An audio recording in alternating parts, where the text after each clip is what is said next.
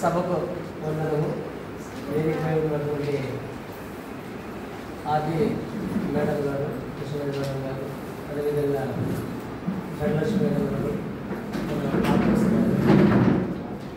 రమేష్, అదేవిధంగా వివిధ గ్రామాల నుంచి వచ్చిన ప్రతి ఒక్కరికి నమస్కారాలు. ఎందుకంటే ఈరోజు మా అసోసియేషన్ ఏర్పాటు చేసి 5 సంవత్సరాలు అవుతుంది. నేను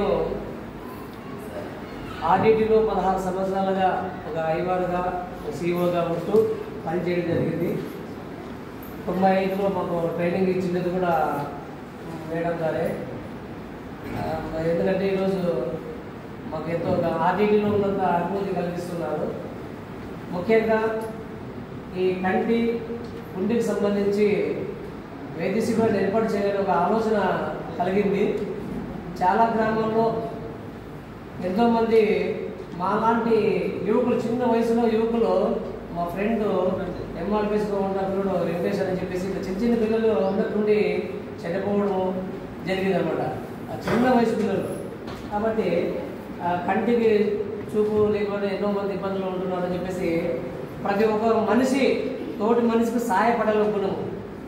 మన తోటి ఉండే వాళ్ళకి మనం సహాయపడాలి. మనం ఏమి ఇవ్వలేము, కానీ మనకు చేతినైన సహాయం ఏదైనా ఉందంటే ఇక్కడ డాక్టర్స్ కావచ్చు, సమాజంలో ఏ విధంగా మనం ఉపయోగపడాలో మంచి సంకల్పంతో మా టీం ద్వారాను ఈ కార్యక్రమాన్ని ఏర్పాటు చేయడం జరిగింది. ఈ ఏర్పాటు చేయడానికి మనకు సంబంధించి కర్నూలు వైద్యులు మరి సురేష్ సార్ గారు వాళ్ళ ఆధ్వర్యంలో ఈ వైద్య శిబిరం నడిపించడానికి వాళ్ళు రావడము, ఆ సార్లకు నేను ఎంతో కృతజ్ఞతలు తెలియజేస్తున్నాను. అదేవిధంగా మన ఆర్టీటీ సంస్థలో క్యాంపుని ఏర్పాటు చేసుకోవాలని చెప్పేసి మేడం గారు అడిగిన తక్షణమే పర్మిషన్ ఇవ్వడము మేడం గారికి.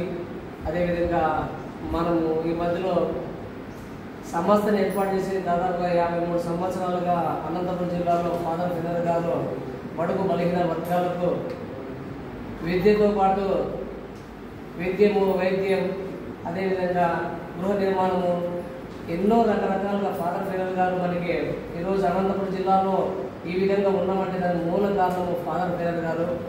ఈ సభ తరఫున ఫాదర్ ఫినర్ గారికి ప్రత్యేక ధన్యవాదాలు తెలియజేస్తున్నాను. ఎందుకంటే ఫాదర్ ఫినర్ గారి యొక్క ఆశయాలతో అనుగుణంగానే మేము ఈరోజు కూడా పనిచేస్తున్నాము.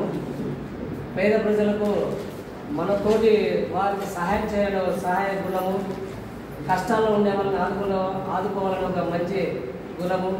ఈ విధంగా రకరకాలుగా ఫాదర్ యొక్క మాకు ఆయన పెట్టిన భిక్షాన్ని మేము ఈరోజు గర్వంగా చెప్పుకుంటున్నాము. అందులో భాగంగానే మరి ఈరోజు ఈ క్యాంప్ని మీరు చుట్టుముట్టు పల్లెల నుంచి వచ్చారు. మీరు చూపించుకొని వీలైతే ఆపరేషన్గానే మన వైద్య బృందం వాళ్ళు చేస్తారు.